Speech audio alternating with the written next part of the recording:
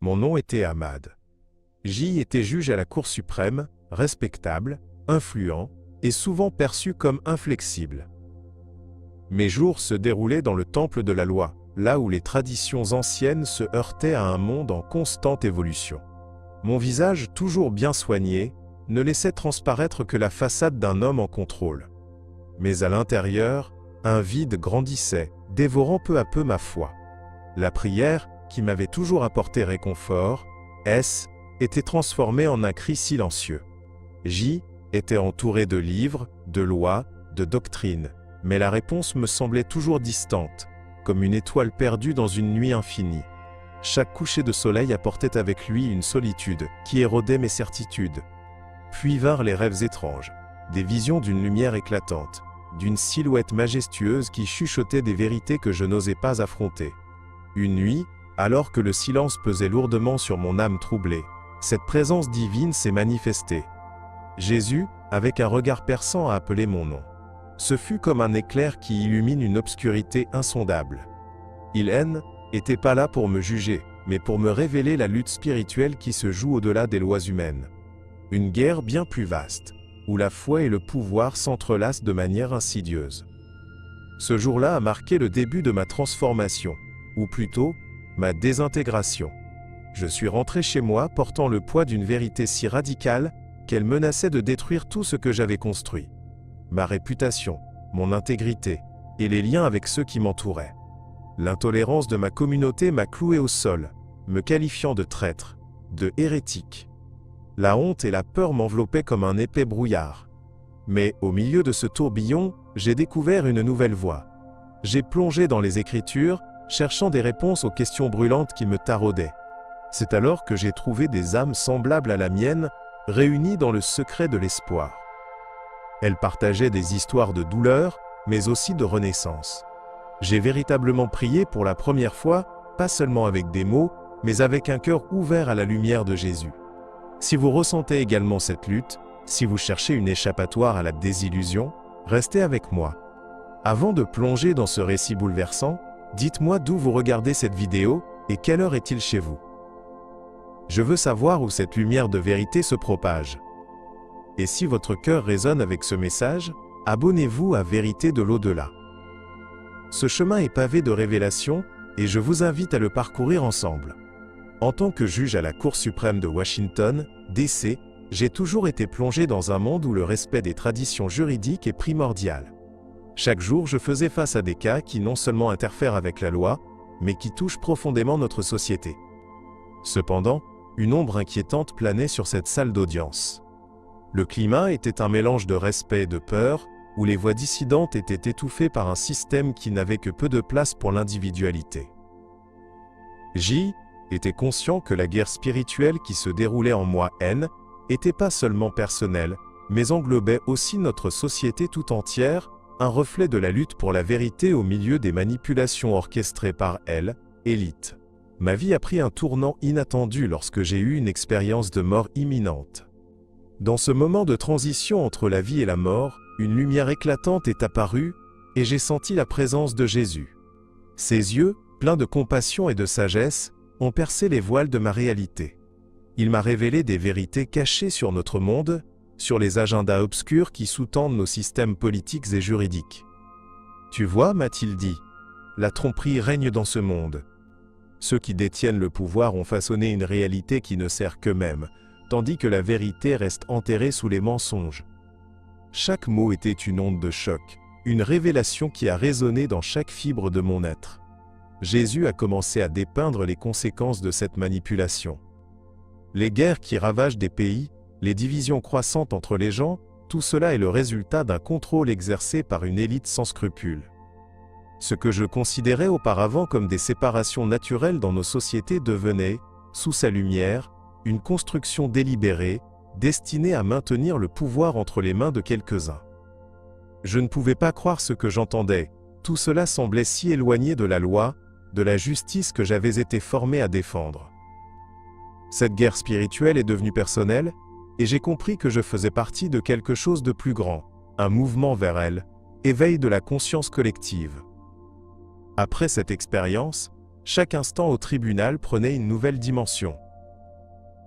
Je regardais mes collègues, observant avec une nouvelle clarté leurs interactions, leurs choix et le poids de leurs décisions. Chaque jugement pouvait être teinté d'une idéologie, d'une soumission inconsciente à cette manipulation de la vérité. Je me suis senti déchiré entre l'obligation de respecter le système en place et le besoin impérieux de revendiquer la vérité.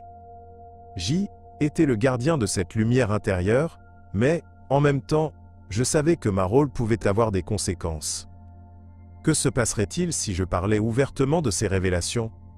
Serais-je rejeté, ostracisé pour avoir osé remettre en question le statu quo? En discutant silencieusement de mes idées et de mes découvertes avec un petit cercle de collègues, j'ai trouvé du soutien, mais aussi de la résistance.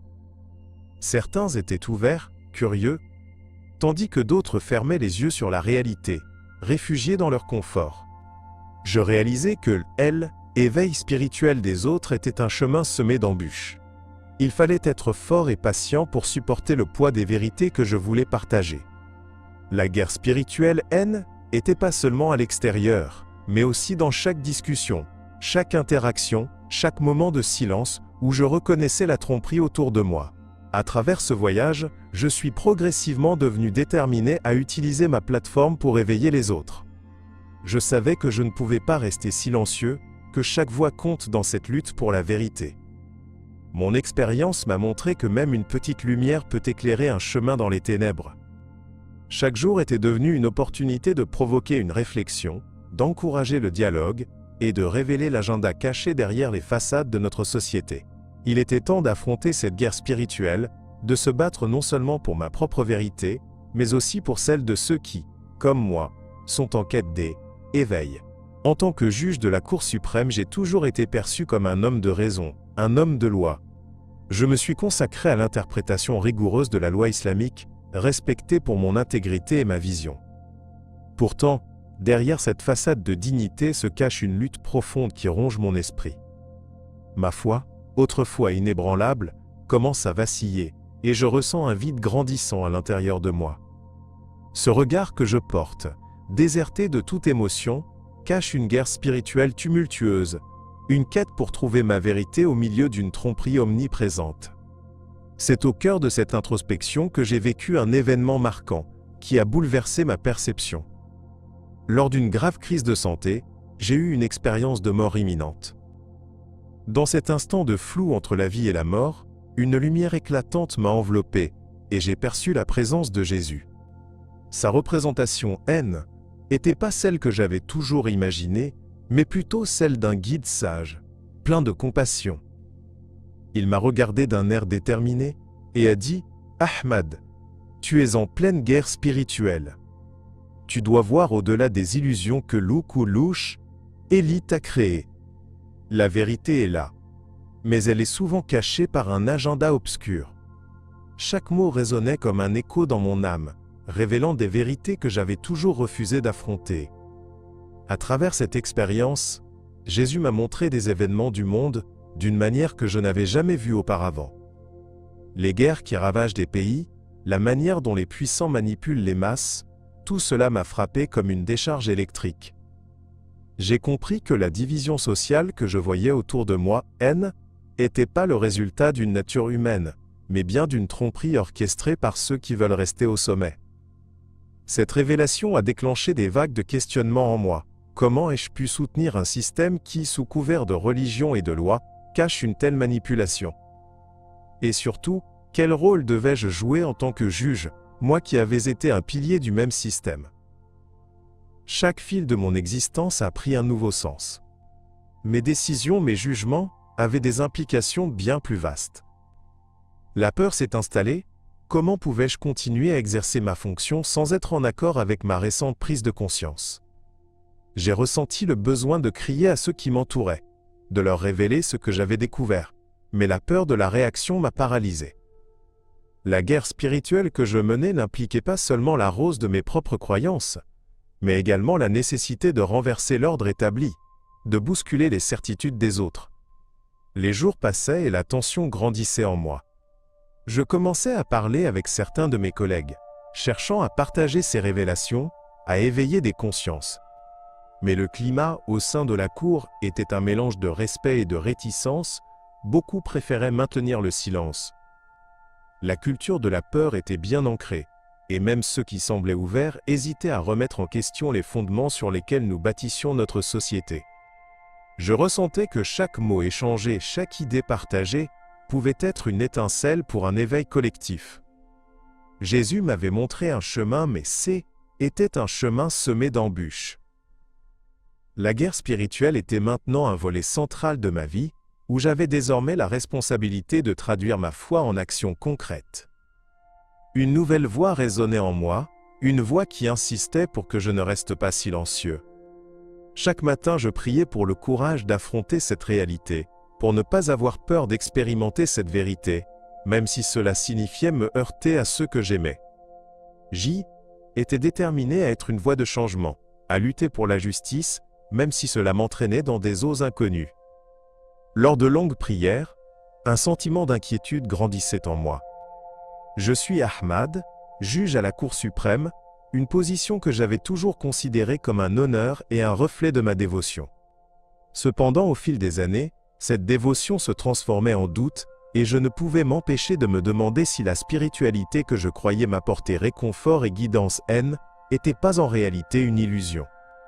Les échos de mes prières résonnaient dans le silence de ma chambre, mais au lieu de trouver la paix, je ressentais un vide, une distance croissante entre moi et ma foi. Ces inquiétudes se sont intensifiées avec des rêves récurrents, où une voix douce, mais ferme, murmure des vérités que je ne pouvais ignorer. Dans ces rêves, était confronté à une figure lumineuse, une présence qui semblait bienveillante, mais qui me bousculait. Elle m'appelait à me réveiller, à voir au-delà des rituels et des traditions qui avaient guidé ma vie jusqu'à présent. Chaque fois que je me réveillais, une tension stridente me hantait. Qui était cette figure? Que voulait-elle vraiment que je découvre? Ces rêves secouaient mes fondements, me poussant à remettre en question tout ce que je tenais pour acquis.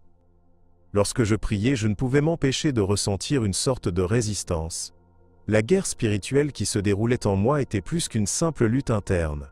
Elle parlait de la tromperie qui imprégnait notre société, de l'agenda caché de l'élite qui dominate les récits de pouvoir. À mesure que mes doutes grandissaient, je commençais à voir des parallèles troublants entre mes propres luttes et les conflits qui déchiraient le monde. Les guerres, les divisions sociales, le désespoir des gens, tout cela semblait lié à un système conçu pour dissimuler la vérité. Je ne pouvais plus ignorer ces connexions. Jésus, dans mes rêves, me poussait à agir, à chercher la vérité et à ne pas me laisser emporter par les illusions confortables. Lorsque j'ai commencé à parler de mes rêves et des révélations que j'avais reçues, j'ai rencontré un mélange de curiosité et de scepticisme. Certains de mes collègues, bien que respectueux, ne comprenaient pas ma quête. D'autres, cependant, semblaient toucher une corde sensible. Chaque discussion, chaque échange intéressé renforçait mes convictions. Je réalisais que je n'étais pas seul dans cette guerre spirituelle. Les voix que j'entendais dans mes rêves étaient, elles, échos de celles de nombreux autres, qui cherchaient désespérément un éveil.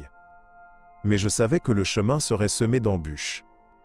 Les traditions sont puissantes et ancrées, et risquer de les remettre en question pouvait signifier m'attirer la colère et le mépris de ma communauté. Mon engagement envers la vérité, envers Jésus et ce qu'il représente, n'était pas seulement un choix personnel. Était le début d'un voyage, un chemin qui demandait du courage, de la foi, et une détermination inébranlable. À chaque prière, je sollicitais cette force, souhaitant non seulement comprendre les vérités que Jésus m'avait révélées, mais aussi avoir le courage de les partager. J'étais sur le point d'entrer dans une nouvelle phase de ma vie, une phase où la confrontation avec ma foi révisée serait inévitable. Les voix qui m'avaient murmuré de me lever, de lutter contre la tromperie, me poussaient à persévérer, même si cela signifiait briser des liens que je considérais sacrés. Alors que je méditais dans mon bureau ce soir-là, une lumière divine éclatante a jailli, m'entourant d'une chaleur indescriptible. Cette lumière n'était pas simplement brillante, elle semblait vibrer d'une énergie spirituelle qui transcende le temps et l'espace. Après un moment de surprise, j'ai compris que Jésus était devant moi. Son regard était rempli de compassion, mais aussi d'une gravité dérangeante. Ahmad, a-t-il dit avec une voix douce mais puissante, tu es dans une guerre spirituelle. Ce que tu sais, et ce que tu crois, ne sont que des ombres d'une vérité bien plus profonde. À ce moment, j'ai ressenti un mélange de crainte et d'émerveillement.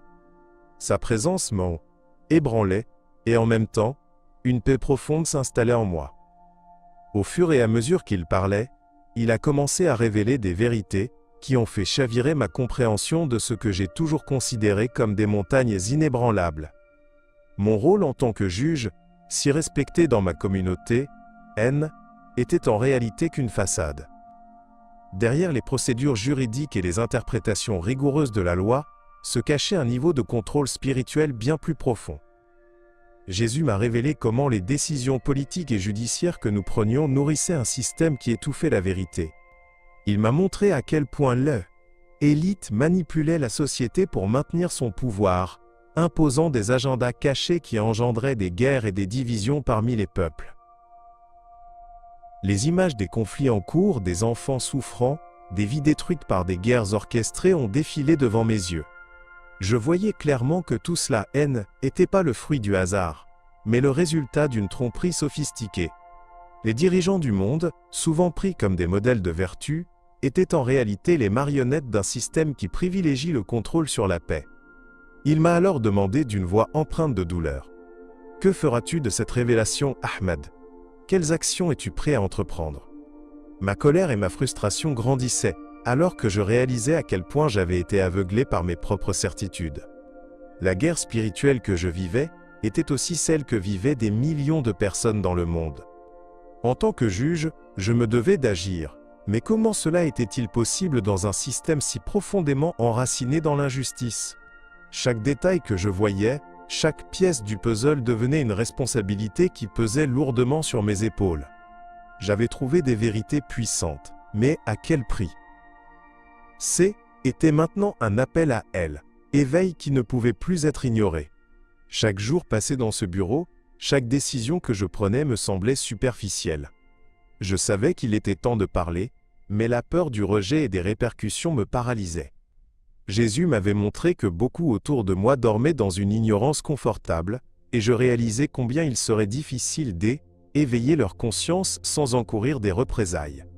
Mais la vérité brûlait en moi, et cette lumière, que j'avais ressentie si intensément, ne pouvait rester cachée. Ainsi cette rencontre avec Jésus a allumé en moi une flamme d'engagement spirituel. Je me suis senti investi d'un nouveau but, mais aussi d'une lourde responsabilité. La guerre spirituelle ne serait pas gagnée sans un combat acharné, et je savais que je serais appelé à affronter des défis qui mettraient à épreuve mes convictions les plus profondes. Avancer sur ce chemin exigera du courage, mais je commençais à comprendre que, à travers l'éveil, il y avait une chance de changer non seulement ma vie, mais celle de ceux qui m'entouraient. Après ma rencontre avec Jésus, ma vie a pris un tournant que je n'aurais jamais pu imaginer. Ce moment de révélation, où il m'a éclairé sur la guerre spirituelle qui se joue autour de nous, a laissé une empreinte indélébile dans mon âme. Cependant, cette lumière qui m'a illuminé a également attiré l'obscurité d'une manière troublante. En partageant mon expérience avec mes collègues, je ne pouvais pas imaginer à quel point cela se retournerait contre moi. Dans les jours qui ont suivi, j'ai dû faire face à des accusations de trahison, à la colère de ceux qui ne comprenaient pas ma quête de vérité. L'illumination que j'avais reçue était maintenant perçue comme une hérésie, un affront à mes traditions. Je suis devenu un paria dans ma propre communauté. Mes collègues, que je considérais très respectés et dignes, me regardaient avec méfiance. Je suis certain que leur désir de conserver l'ordre et la tradition les poussait à me condamner. Ils parlaient de moi dans les couloirs, chuchotant des mots corrosifs tels que « hérétique » et « dérogeant à notre foi ». Chaque murmure était une plaque de verre tranchante, qui s'enfonçait plus profondément dans mon cœur. J'avais l'impression d'être pris dans une tempête, secoué entre ma nouvelle compréhension de la vérité et la colère bouillonnante autour de moi. La solitude spirituelle est devenue insupportable, chaque heure de la journée me paraissait interminable. Au fur et à mesure que les jours passaient, la culpabilité s'est immiscée en moi. Je me suis demandé si j'avais pris la bonne décision en partageant mes révélations. Suis-je vraiment appelé à jouer ce rôle ? Ou étais-je simplement en train de m'entraîner à être un hérétique jugé comme tel? Cette lutte entre mon engagement envers la vérité et la peur de l'isolement m'a plongé dans des abîmes d'angoisse. Allais-je vraiment détruire tout ce que j'avais construit au nom d'une lumière, d'une vérité qui semblait si fragile face à l'hostilité qui m'entourait? Mes prières, autrefois empreintes de certitude, étaient désormais chargées de désespoir. Les murmures que j'entendais dans mes rêves, les vérités que Jésus me révélait, me semblaient maintenant comme des fardeaux dont je ne pouvais échappatoire. Je priais intensément pour obtenir la force de continuer, pour apprivoiser cette guerre spirituelle qui devenait de plus en plus difficile à gérer. Elle, éveil dont j'avais tant besoin, semblait hors de portée.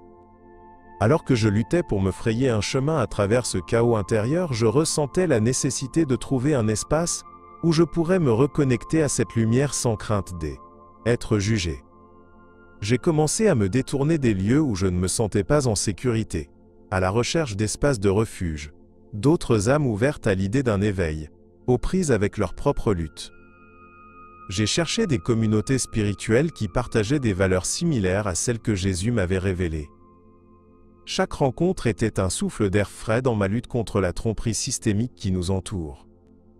Ces nouveaux liens offraient une perspective différente sur la vie, un espace sacré où je pouvais partager sans crainte. Pourtant, un vide persistait, un vide lié à ma communauté d'origine, à ma famille. Cette séparation laissait une marque indélébile, tout en ajoutant à la profondeur de ma recherche spirituelle. À chaque nouvelle discussion et chaque nouvel échange, je sentais les tensions monter. Il devenait de plus en plus évident que la guerre spirituelle étendait au-delà de mes propres doutes. Elle touchait de nombreuses personnes, mais la peur de l'inconnu les retenait, tout comme elle m'avait retenu dans le passé. Je savais que chaque pas que je faisais sur ce chemin n'était pas qu'un pas vers moi-même, mais un pont pour d'autres qui se débattaient dans l'obscurité.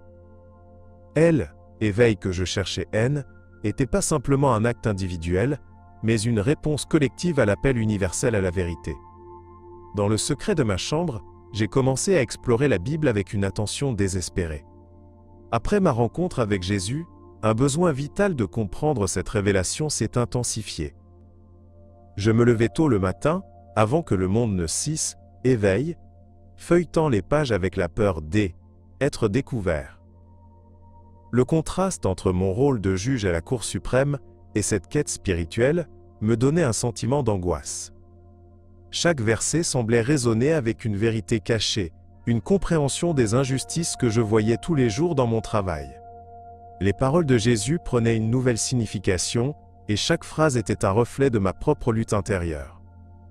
En parallèle, je passais des heures à visionner des vidéos sur la vie de Jésus, découvrant des témoignages de personnes ayant vécu des expériences similaires aux miennes. Chaque témoignage me touchait profondément, et je me sentais moins seul dans cette guerre spirituelle. Des hommes et des femmes partageaient leur lutte pour comprendre les réalités de l'élite et leur manipulation de la société. J'ai ressenti une connexion avec ces âmes, une communauté qui cherchait la vérité à travers les mensonges qui entourent notre existence. Ici, je trouvais le soutien dont j'avais besoin, un espace où je pouvais partager sans honte mes propres doutes et mes découvertes. C'est ainsi que j'ai rejoint un petit groupe de croyants qui partageaient des expériences et des révélations fascinantes. Ensemble, nous avons discuté de l'urgence d'éveiller les consciences, d'affronter la tromperie qui nous entoure. Lors de nos réunions clandestines, je partageais mes propres réflexions et mes luttes. Les échanges étaient souvent chargés d'émotions, chacun d'entre nous réalisant que notre quête spirituelle n'était pas simplement individuelle, mais collective. Nous étions confrontés au même agenda caché, et cette compréhension nous unissait davantage. Dans ce groupe, j'ai trouvé une paix, une lumière qui réchauffait mon cœur. En pleine quête de cette paix intérieure, j'ai décidé de réaliser un baptême symbolique. Lors d'une nuit sombre, alors que nous nous réunissions près d'une rivière, l'atmosphère était chargée d'une intensité spirituelle. J'ai prié secrètement à Jésus, lui demandant de m'accorder le courage d'avancer dans cette nouvelle voie. Lors de ce moment solennel, j'ai plongé dans l'eau, ressentant une vague de purification me traverser. C'était comme si je renaissais, pauvreté et déchets de mes doutes laissés derrière moi. Cette immersion marquait le début d'un nouveau chapitre, symbolisant mon engagement envers la vérité et ma décision de vivre selon la lumière que j'avais reçue. Cependant, la lutte pour maintenir ce chemin n'était pas sans défi. Chaque jour, en rendant des jugements au tribunal, je me sentais tiraillé entre ma nouvelle foi et les anciennes traditions qui me définissaient encore. Je réalisais à quel point mes décisions avaient un impact non seulement sur les vies individuelles, mais aussi sur le tissu de notre société. Cette prise de conscience m'a plongé dans une angoisse certaine, une peur de perdre ce que j'avais construit. Pourtant, je savais que l'école, éveil, était essentiel. Je commençais à voir que je n'avais pas seulement été appelé à changer ma propre vie, mais à inspirer d'autres personnes à rechercher leur propre vérité, même face aux dangers que cela impliquait. À chaque prière, à chaque rencontre, je sentais que la lumière que j'avais embrassée devait être partagée avec le monde.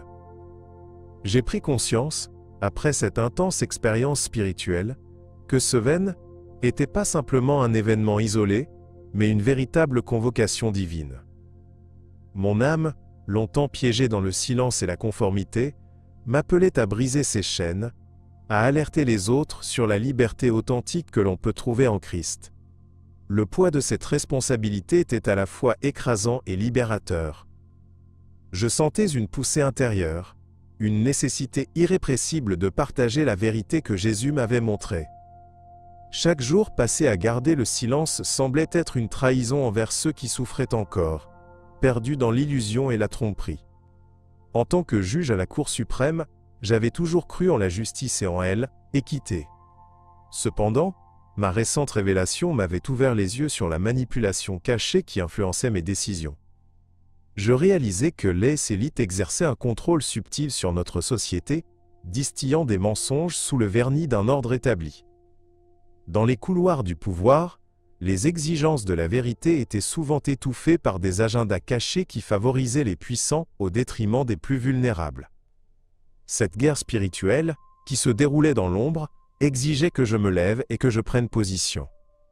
Alors que je me débattais avec cette nouvelle compréhension, je me rappelais les mots de Jésus, qui résonnaient dans mon esprit. Il m'avait dit que le temps de l'éveil était venu. Je cherchais à comprendre comment je pouvais, en tant qu'individu, faire face à cette marée montante de tromperie. Chaque instant passé dans cette réflexion intense renforçait ma conviction que l'éveil ne se limitait pas à une simple découverte personnelle, mais qu'il s'agissait d'un appel à agir pour le bien commun. Si je ne prenais pas la parole, je serais complice de la continuité de cette manipulation dont je venais de prendre conscience. Les obstacles étaient nombreux.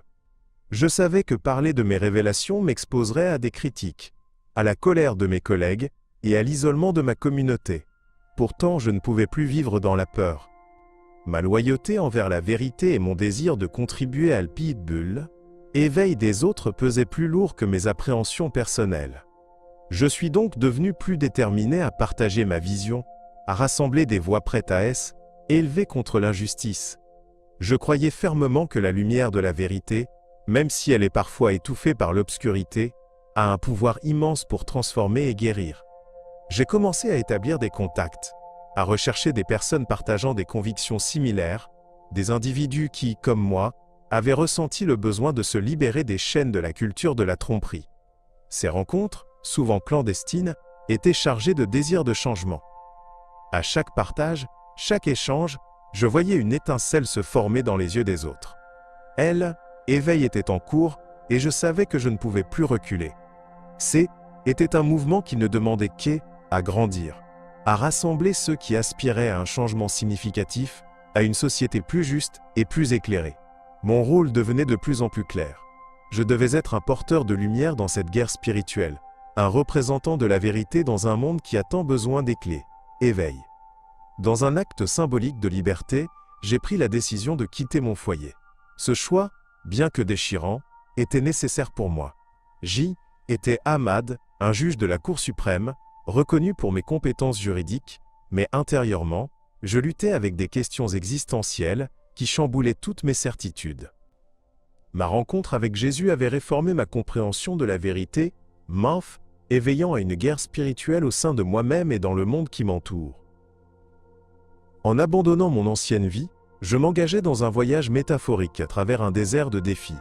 Un parcours où je pourrais semer de l'espoir là où j'en voyais le plus besoin. Ce départ m'a forcé à changer de nom, de manière symbolique, et à abandonner un passé qui avait commencé à me peser comme un fardeau. La peur de l'inconnu s'est mêlée à une soudaine bouffée d'adrénaline, une anticipation pour ce que l'avenir pourrait m'apporter. Ce nouveau moi, un Ahmad libre, devait devenir un évangéliste, un porteur de lumière dans un monde souvent obscurci par la tromperie. Mon cœur battait alors que je prenais la route, me dirigeant vers un avenir incertain mais profondément ressenti comme essentiel pour mon âme. Je savais que ce chemin serait semé de doutes, mais chaque pas semblait me rapprocher d'une vérité plus grande. Au fil de mon parcours, je étais constamment confronté à des défis qui testaient ma foi. Les doutes affluaient, mais les révélations que j'avais reçues de Jésus restaient gravées en moi comme une lumière dans les ténèbres. Alors que je présentais mes idées, j'ai rencontré d'autres personnes perdues, cherchant également des réponses à leurs propres interrogations. Chacun d'eux, une âme en quête d'éveil, avait son histoire, son combat contre l'agenda caché des élites qui manipulaient notre société. Ensemble, nous partageons nos réflexions, réalisant que notre quête commune pour la vérité pouvait offrir une alternative au désespoir ambiant. Dans cette communauté naissante, j'ai commencé à évangéliser. Je parlais de l'urgence de reconnaître la guerre spirituelle qui sévit à l'intérieur et à l'extérieur de nous-mêmes. Chaque rencontre était comme une étincelle, nourrissant cette lumière que nous tentions de cultiver ensemble. Chaque témoignage partagé créait une atmosphère de solidarité, et je voyais les visages s'illuminer au fur et à mesure que les discussions prenaient forme. J'ai témoigné des vérités dérangeantes, des perspectives que beaucoup préféraient ignorer. Mais je savais que la liberté authentique ne pouvait être atteinte qu'en affrontant ces vérités de front.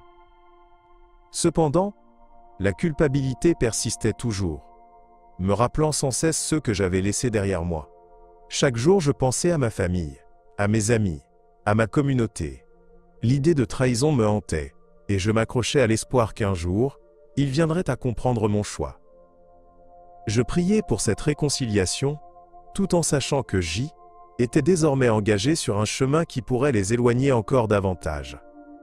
La guerre spirituelle que je menais n'était pas seulement une lutte personnelle, elle était une lutte pour ceux qui n'avaient pas trouvé leur voie, pour ceux qui, comme moi, aspiraient à un éveil, à une liberté que l'illusion du confort refusait de leur donner. Les années ont passé depuis que j'ai quitté mon ancienne vie, mais les blessures de ce départ demeurent profondément ancrées en moi. Aujourd'hui, je me trouve dans un nouveau pays, un nouvel environnement, où j'ai décidé de diriger une mission dédiée à aider les autres, à découvrir la liberté que j'ai trouvée grâce à Jésus. Chaque jour, je croise des âmes perdues, des personnes qui cherchent désespérément le même éveil que j'ai vécu. Mon témoignage résonne avec force chez tant de gens, et je ressens la puissance de ma voix face à ceux qui vivent encore dans l'illusion de la tromperie. Je me souviens des nuits passées à réfléchir à ma décision, à chaque sacrifice que j'ai dû faire. Ma famille et mes amis me manquent, mais plus je partage mes révélations, plus je comprends que cela en vaut la peine. J'ai découvert que mon parcours n'est pas seulement une quête personnelle. Il s'agit d'un appel à agir pour le bien des autres. Les discussions avec ceux que j'ai aidés renforcent ma conviction que la guerre spirituelle que nous menons tous est réelle, et que chaque petit pas vers la vérité a le potentiel de créer un impact monumental. Je me rappelle encore de mes doutes, mais chaque regard admiratif m'encourage à persévérer. En guidant d'autres sur ce chemin, je vois émerger des histoires qui touchent mon cœur. Des femmes et des hommes, éprouvés par les crises de la vie, venant chercher un peu de lumière dans l'obscurité. Chaque témoignage que je reçois même élève. Ils partagent leur lutte, et je vois en eux un miroir de mes propres combats. Leur souffrance est souvent le reflet des réalités de notre monde moderne. Guerre, division sociale et manipulation orchestrée par une élite avide de pouvoir. Ce constat me renforce dans ma mission. Je ressens de plus en plus la nécessité d'avoir une voix forte, de dénoncer ces injustices, tout en montrant qu'il existe une voie vers la rédemption. Dans ces réunions, parfois clandestines, je vois une étincelle d'espoir s'allumer dans les yeux de ceux qui m'aiment, écoutent. Je leur parle de cette vérité que Jésus m'a révélée, la promesse de liberté, l'appel à un éveil qui transcende les croyances. Je leur explique comment la tromperie est utilisée pour maintenir le contrôle, comment des agendas cachés façonnent notre réalité et les éloignent de la lumière.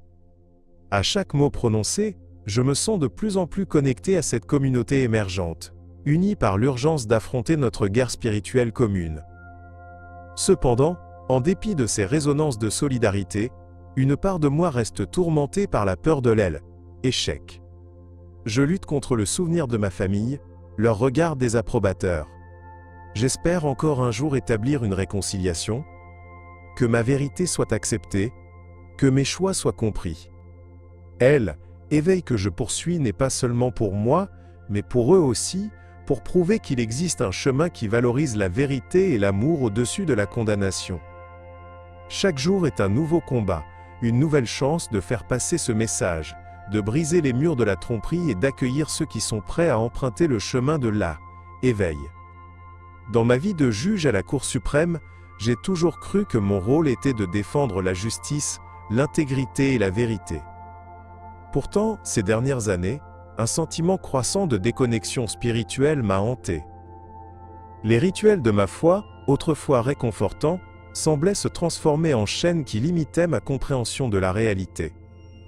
La guerre spirituelle que je vivais s'intensifiait chaque jour, me poussant à remettre en question mes croyances et à chercher une lumière dans des ténèbres de plus en plus oppressantes.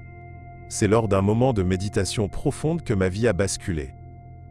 Une nuit, alors que je réfléchissais à mes appels intérieurs, une lumière éblouissante a jailli devant moi. C'était Jésus, et son regard rencontrait le mien avec une intensité que je ne pouvais ignorer. Il m'a appelé par mon nom et a partagé avec moi des vérités que je n'aurais jamais pu imaginer. Dans sa présence, j'ai compris à quel point l'élite utilise des tromperies pour maintenir son agenda caché, que la division sociale et les conflits sont souvent le résultat d'une manipulation orchestrée pour garder le pouvoir. Chaque mot qu'il prononçait se gravait dans mon esprit, révélant des éléments essentiels que j'avais négligés. Cette révélation était à la fois libératrice et dévastatrice. La prise de conscience de la tromperie qui entoure notre monde m'a forcé à examiner ma propre vie et la façon dont j'avais contribué, souvent inconsciemment, à ce système. En tant que juge, chaque décision que je prenais avait des implications sur la vie des gens, et j'ai réalisé que j'avais le pouvoir de faire la différence. Cependant, la peur de répercussions juridiques et sociales m'a hanté. J'étais partagé entre ce que cela signifierait de parler et de défendre ce que j'avais appris, et les conséquences qui pourraient en découler. En voyant les visages de ceux qui cherchent désespérément un chemin, j'ai ressenti un puissant élan d'empathie et de solidarité. La vérité libératrice que j'avais découverte à travers Jésus devait être partagée. Je ne pouvais plus rester dans l'ombre, silencieux face à cette guerre spirituelle. Alors que je faisais face à cette crise de conscience, j'ai commencé à me connecter avec d'autres croyants, des êtres qui, comme moi, ressentaient le besoin d'agir. C'était exaltant de pouvoir échanger des idées, de voir que nous n'étions pas seuls dans cette quête, mais à la fois intimidant de réaliser l'ampleur des mensonges que nous devions affronter. Peu à peu, j'ai pris la décision de me battre pour la vérité. Mais je savais également que cela me coûterait cher. Chaque pas que je prenais pour éveiller les autres sur cette manipulation orchestrée par l'élite exigeait du courage et une foi renouvelée. Dans mes prières, je demandais la force de continuer à avancer, éveiller ceux qui restaient dans l'ignorance, de les aider à voir la lumière que Jésus m'avait montrée. Alors que j'avançais dans ce nouveau voyage, un mélange d'espoir et d'inquiétude m'accompagnait. Ma voix devait être entendue, mais à quel prix?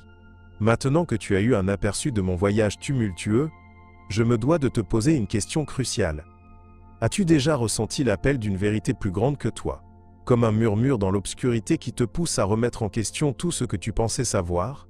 Parce que c'est cet appel qui traverse notre existence, un besoin urgent de comprendre que les illusions qui nous entourent peuvent être percées par la lumière du Christ. J'ai vu de mes propres yeux comment le pouvoir peut manipuler la vérité et façonner des récits qui nous maintiennent dans l'ignorance. Jésus m'a montré que nous vivons une guerre spirituelle et que chaque jour, nous choisissons soit de rester les yeux fermés, soit de nous éveiller à cette réalité. Alors, Quelle sera ta réponse? Partage ton histoire dans les commentaires, car chaque témoignage compte dans cette quête collective pour la vérité. Je m'engage à lire chacun de tes mots. Si tu as ressenti une étincelle d'espoir dans cette vidéo, n'oublie pas de t'abonner à Vérité de l'au-delà et d'activer la cloche de notification. La vérité doit circuler et ensemble, nous avons le pouvoir de créer un impact. Ce qui vient ensuite sera une exploration encore plus profonde de la réalité spirituelle qui nous entoure. Dans notre prochaine vidéo, nous découvrirons l'histoire d'une âme qui a fait face à des révélations similaires et a réussi à trouver la paix au milieu du chaos. Mon nom est Ahmad et je te remercie d'avoir été à mes côtés pendant ce moment de partage. N'oublie jamais que la lumière, une fois trouvée, ne peut jamais être éteinte.